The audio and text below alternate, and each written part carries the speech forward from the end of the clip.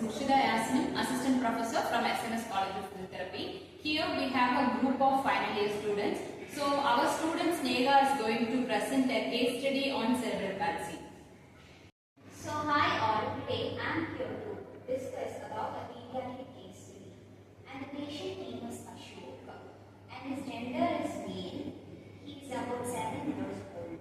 Okay. So I will tell you the chief complaints.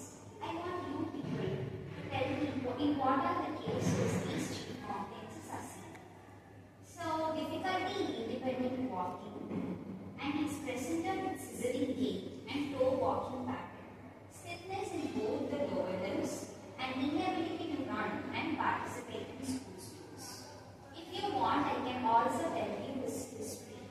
The birth history includes he is a preterm baby about 30 weeks and low birth weight of 1.5 kgs, and the history of neonatal jaundice is also present. He was admitted in the NICU due to hypoxia for about 2 weeks, and the developmental history includes head control was achieved in 8 months, and he is sitting without support around 18 months and walking without support in 3.5 years. He uttered his first words in about 3 years. So could you people tell me what kind of case it would be? Cerebral palsy. Yes, cerebral palsy. So what are the common causes for cerebral palsy? How we can classify the causes for cerebral palsy? Anyone? Yes. There are 3 causes now: prenatal, perinatal, and postnatal. Yes, obviously prenatal, perinatal, and postnatal causes are the 3 categories of causes for the cerebral palsy. In this case, what was the cause? Prenatal. Yes, obviously the history she stated that the baby is delivered at 30 weeks. Usually a full-term baby who delivers at the weeks of 36 to 40 is considered as normal. So 30 weeks is considered as a preterm. So that is the major cause for the cerebral palsy. Here the cases. So she will be discussing about the compliance and how the clinical examination was during the examination of that child, and we will be further discussing about the physiotherapy protocol. Okay? Yes, go ahead, Sneha. So on clinical examination of this child, his muscle tone was actually grade 2 according to modified Ashworth scale. So can anyone state what is grade 2 in modified Ashworth scale? Usually modified Ashworth scale is used to identify muscle tone, in which spasticity is the major component of modified Ashworth scale. Okay? So grade 2 in the sense, yes, you tell me. So grade 2 in the sense all the movements will be easy to occur, but spasticity will be seen in the muscle. Okay? Yes, at the end range, the muscle will be having a catch-like sensation. So that sensation is not due to joint stiffness, that is because of the muscle stiffness. So that category is called as grade 2. Okay? So yes. So on examination of strength, his hip extensors and abductors was weak. According to MRC grade, it was 3 on 5. Okay? He was able to do all the activities against gravity, and his core muscles were weak. So he was unable to maintain a sitting posture for a prolonged period of time. And his gait was actually scissoring gait since the hip adductors were actually weak. Okay? So reflexes are actually brisk, deep tendon reflexes. Also one of the characteristic component of CP or any other upper motor lesion, the persons will be having clonus. Can anyone state what is clonus? Clonus is nothing but a state of catch-like sensation, okay, or a difficulty in movement during the spasticity. So the spasticity and the clonus differ from each other, but the characteristics of it will come under the same category. Okay, because of the muscle spasticity, the clonus will be present. So that kind of thing and all we can easily expect from the cerebral palsy cases. Okay, so in CP cases, the child is having a developmental delay. So the child does not occur any of the normal movements, so that the muscle will be in a difficulty to accomplish a task.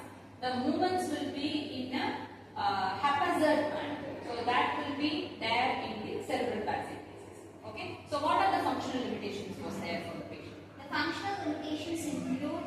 in walking independently, trouble in stair climbing, and play participants due to poor mobility and balance, and also he needs assistance in his areas like pressing and toileting. Okay.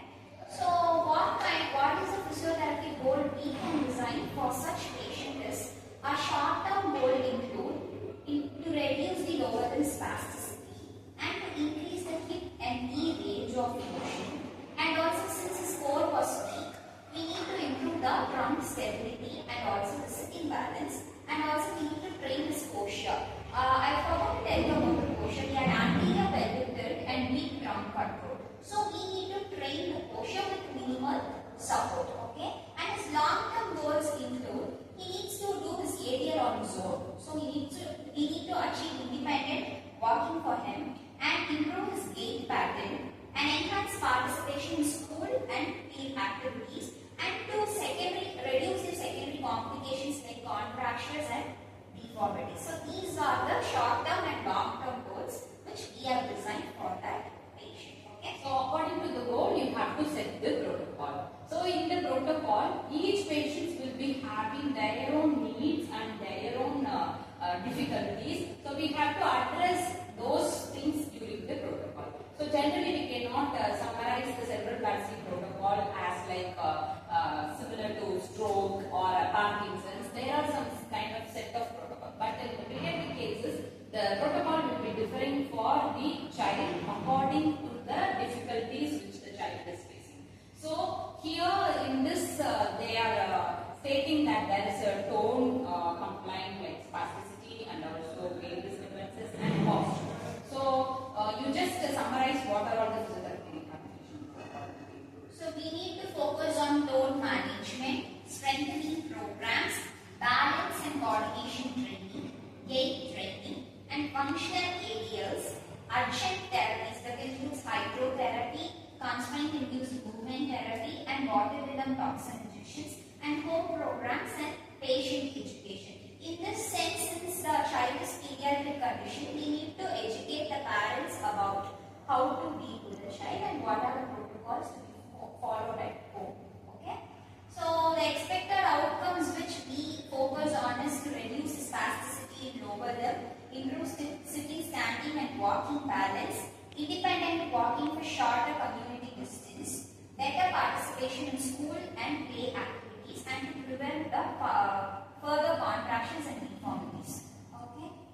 So here she discussed about the cerebral palsy. You have gained some knowledge about how to deal with the cerebral palsy child with some spasticity, which is not a severe spasticity, severe contractures, deformities are not there in this case. So for according to this case, we have discussed about the protocol, but the protocol will differ according to the cerebral palsy condition and the clinical features. So hope you all have understood about this case. Thank you all. Thank you.